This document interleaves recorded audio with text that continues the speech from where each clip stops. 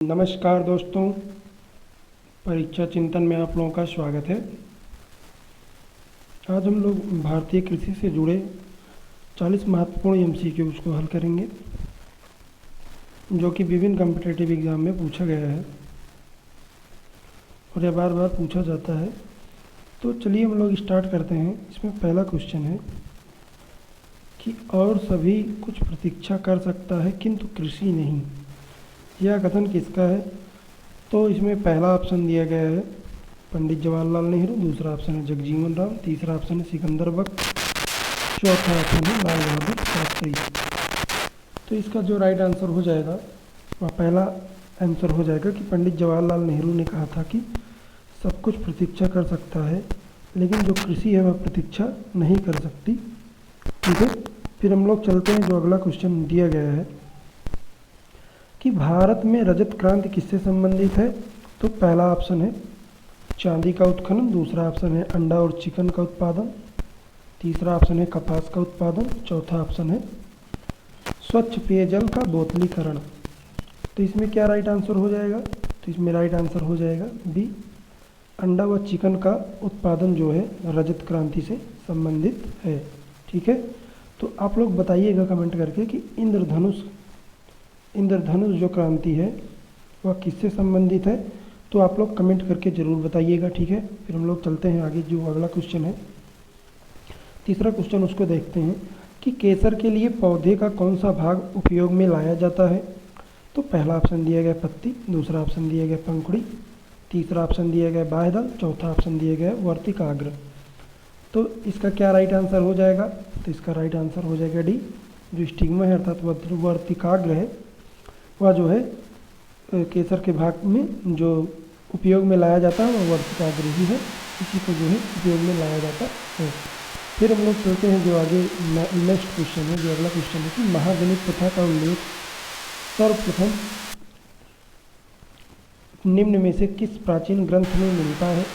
तो पहला ऑप्शन है शतपथ ब्राह्मण, दूसरा ऑप्शन है उपनिषद, तीसरा ऑप्शन है रामायण और जो चौथा ऑप्शन है वह है महाभारत। तो इसका राइट आंसर जो हो जाएगा वह पहला हो जाएगा शतपथ ब्राह्मण जो है इसका राइट आंसर हो जाएगा। ठीक है, तो आप लोग कमेंट करके बताइएगा कि महाभारत के जो रचयिता थे उनका क्या नाम है। ठीक है, और रामायण के ये दोनों भी आप लोग बताइएगा कि इसको किसने लिखा था। ठीक है, फिर हम लोग चलते हैं आगे। जो अगला क्वेश्चन है कि ललित किसकी एक उत्तम वैरायटी है? ललित जो है किसकी एक उत्तम किस्म है? तो पहला ऑप्शन दिया गया आम, दूसरा ऑप्शन दिया गया संतरा, तीसरा ऑप्शन दिया गया पपीता और चौथा ऑप्शन दिया गया अमरूद। तो जो है इसका क्या राइट आंसर हो जाएगा? तो इसका राइट आंसर हो जाएगा गुआवा, अर्थात अमरूद जो है अमरूद की एक वैरायटी है जिसका नाम ललित है। यह एक उत्तम वैरायटी अमरूद की है, तो इसका राइट आंसर अमरूद हो जाएगा। ठीक है, फिर हम लोग चलते हैं आगे। जो अगला क्वेश्चन है, ठीक है, जो अगला क्वेश्चन दिया गया है कि कृषि कार्य में लगे ट्रैक्टर की आवाज़ किस स्तर से अधिक नहीं होनी चाहिए? तो पहला ऑप्शन दिया गया 90 dB, दूसरा ऑप्शन दिया गया 100 dB, तीसरा ऑप्शन दिया गया 120 dB, चौथा ऑप्शन दिया गया है 150 dB।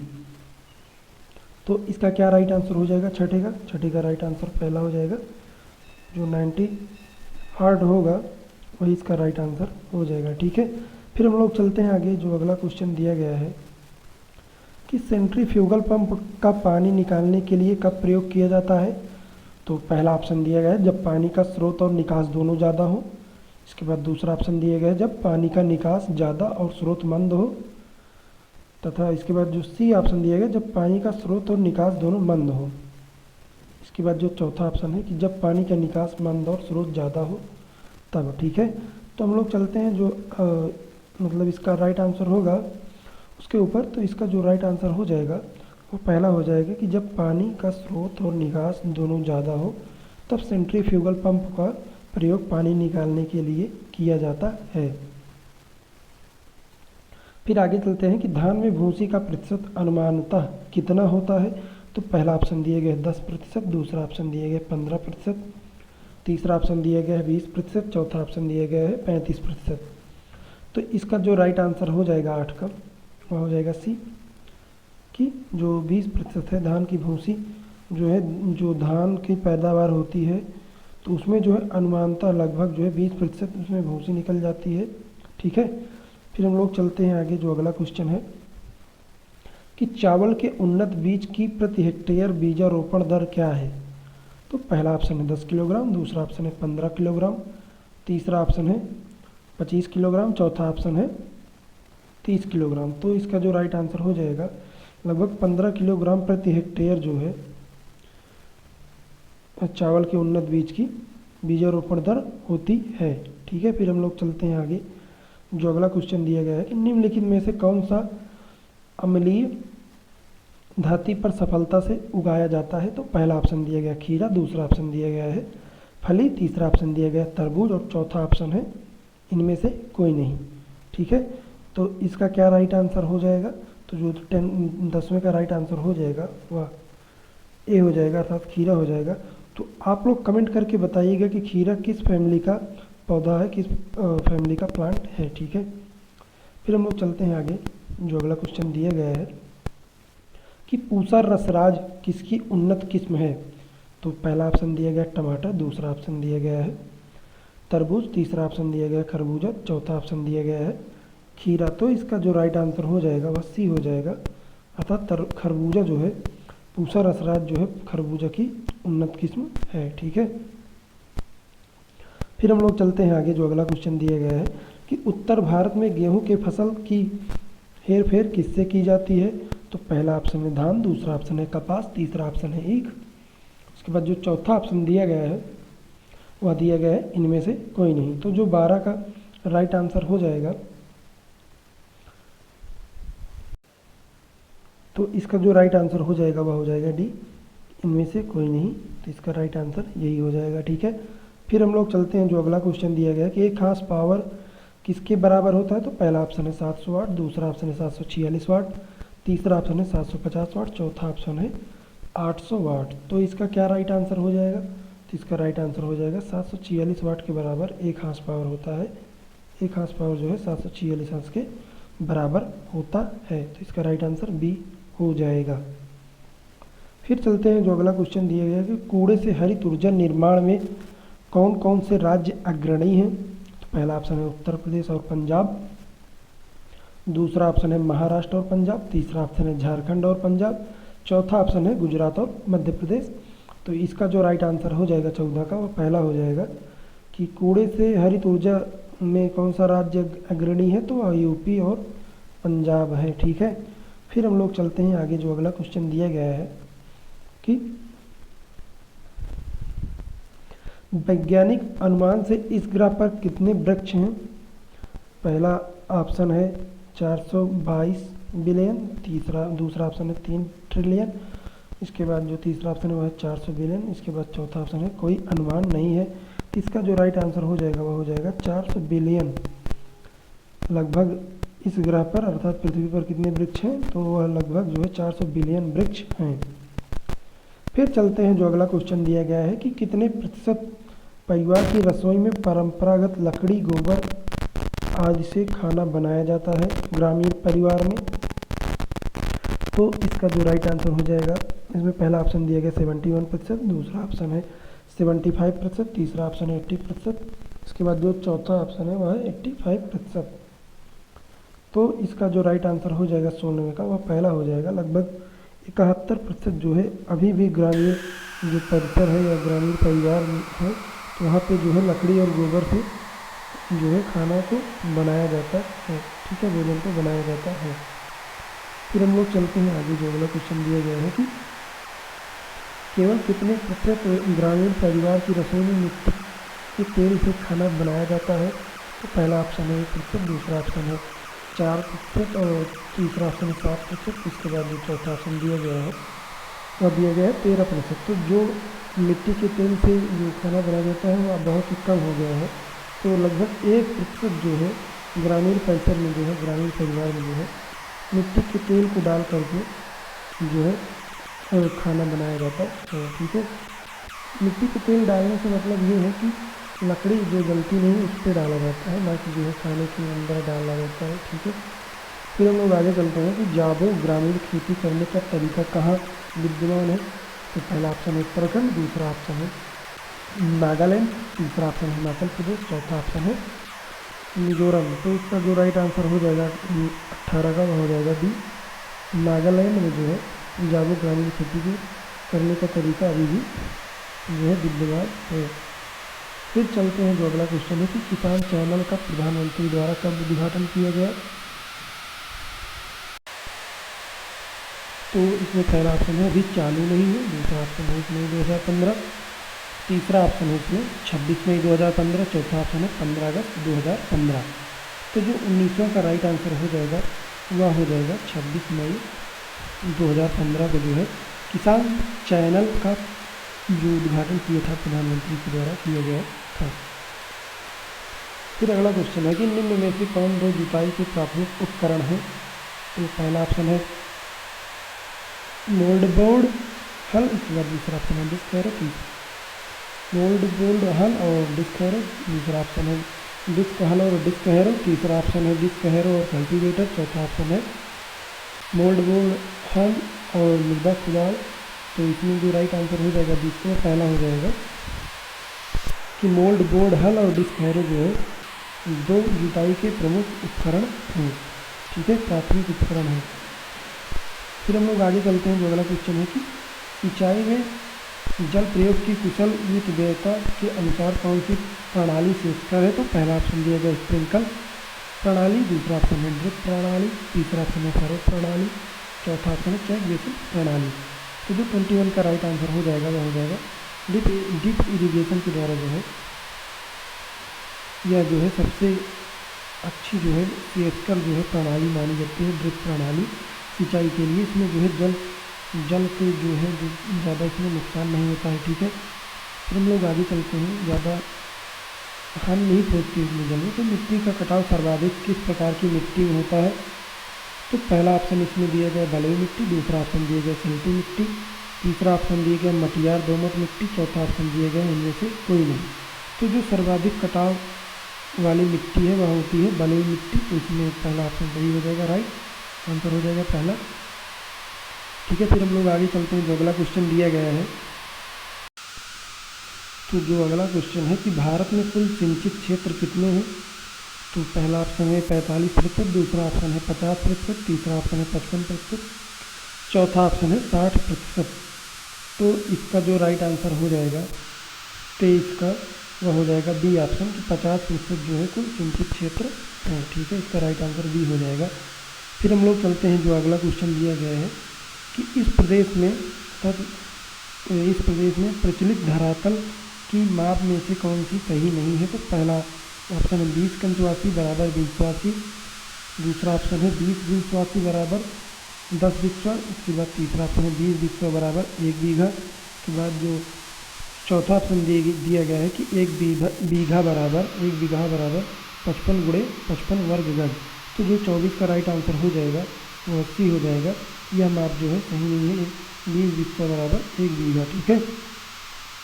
फिर हम लोग आगे चलते हैं जो अगला क्वेश्चन दिया गया है कि वार्षिक क्रम और वर्षानंतर फसल उगाने की व्यवस्था को क्या कहा जाता है। तो पहला ऑप्शन है फसल रोपण सूचकांक, दूसरा ऑप्शन है फसल रोपण प्रभाव, तीसरा ऑप्शन है फसल रोपण विधि, चौथा ऑप्शन है फसल रोपण अनुक्रम।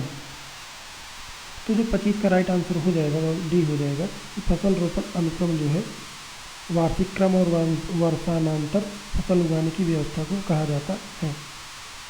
फिर आगे चलते हैं जो अगला क्वेश्चन है कि प्रतिवर्ष भारत में कितना कृषि का कूड़ा और खरपतवार निकलता है। तो इसका जो पहला ऑप्शन दिया गया है 250 मिलियन टन, दूसरा ऑप्शन दिया गया 300 मिलियन टन, तीसरा ऑप्शन दिया गया 350 मिलियन टन, उसके बाद जो चौथा ऑप्शन दिया गया वह दिया गया 400 मिलियन टन। तो जो 26 का राइट आंसर हो जाएगा वह टी हो जाएगा कि 350 मिलियन टन जो है प्रतिवर्ष भारत में कृषि का कूड़ा और खरपतवार निकलता है। फिर हम लोग चलते हैं जो अगला क्वेश्चन दिया गया कि भारत में ग्राम पंचायतों की कुल संख्या कितनी है। तो जो है इसमें पहला ऑप्शन दिया गया 21, 25, 85 अर्थात 21,2585, इसके बाद दूसरा ऑप्शन दिया गया 23,000, दूसरा ऑप्शन दिया गया 23,95,82 अर्थात 2,39,582, उसके बाद तीसरा ऑप्शन दिया गया है 2,40,202, तो चौथा ऑप्शन दिया गया इनमें से कोई नहीं। तो आप लोग कमेंट करके बताइएगा इसका उत्तर हम नहीं बताएंगे आप लोगों को कि भारत में कितनी ग्राम पंचायतें हैं। ठीक है, तो इसके बाद हम लोग आगे चलते हैं। जो अगला क्वेश्चन है कि भारत में कुल वन क्षेत्र है, तो पहला ऑप्शन दिया गया है 7,69,538 वर्ग किलोमीटर। दूसरा ऑप्शन दिया गया 7,68,538 वर्ग किलोमीटर। इसके बाद तीसरा ऑप्शन दिया गया है 6,66,538 वर्ग किलोमीटर। इसके बाद चौथा ऑप्शन दिया गया है इनमें से कोई नहीं। तो जो 28 का राइट आंसर हो जाएगा वह डी हो जाएगा। ठीक है, उपरोक्त में से कोई नहीं। तो इसका जो आंसर होगा वह भी आप लोग कमेंट करके बताइएगा कि भारत में कुल कितने वन क्षेत्र हैं। फिर हम लोग आगे चलते हैं। जो अगला क्वेश्चन दिया गया है कि कुल खेती से तात्पर्य है, तो पहला ऑप्शन है वर्ष में सकल खेती करने योग्य क्षेत्र। दूसरा ऑप्शन है वर्ष में शुद्ध खेती किया गया क्षेत्र। तीसरा ऑप्शन है शुद्ध खेती किया गया क्षेत्र प्लस वह क्षेत्र जिसमें एक बार से अधिक खेती की गई हो। चौथा ऑप्शन है उपरोक्त में से कोई नहीं। तो इसका जो राइट आंसर हो जाएगा वह सी हो जाएगा कि वर्ष में शुद्ध किया गया क्षेत्र मतलब शुद्ध खेती किया गया क्षेत्र वह क्षेत्र जिसमें एक बार से अधिक खेती की गई हो। तो फिर हम लोग चलते हैं आगे। जो अगला क्वेश्चन दिया गया है कि निम्न में से कौन सी रूट क्रॉप नहीं है, तो पहला ऑप्शन है आलू। दूसरा ऑप्शन है चुकंदर। तीसरा ऑप्शन है शकरकंद। जिसके बाद जो चौथा ऑप्शन है वह ईख है। तो 30 का क्या राइट आंसर हो जाएगा? 30 का राइट आंसर हो जाएगा डी, शुगर केन जो है रूट क्रॉप नहीं है। ठीक है, शुगर केन क्या है? रूट क्रॉप नहीं है। ठीक है, फिर हम लोग आगे चलते हैं। जो अगला क्वेश्चन है कि गेहूं में प्रोटीन की मात्रा कितने प्रतिशत होती है, तो पहला ऑप्शन है 12%। दूसरा ऑप्शन है 30%। इसके बाद जो चौथा ऑप्शन है वह है 45%। इसके बाद जो चौथा ऑप्शन है वह है 25%। तो 31 का जो राइट आंसर हो जाएगा कि गेहूं में कितने प्रतिशत प्रोटीन पाई जाती है, तो गेहूं में जो है 12% जो है प्रोटीन पाई जाती है। तो इसका राइट आंसर पहला ही हो जाएगा कि 12% जो है गेहूं में प्रोटीन पाई जाती है।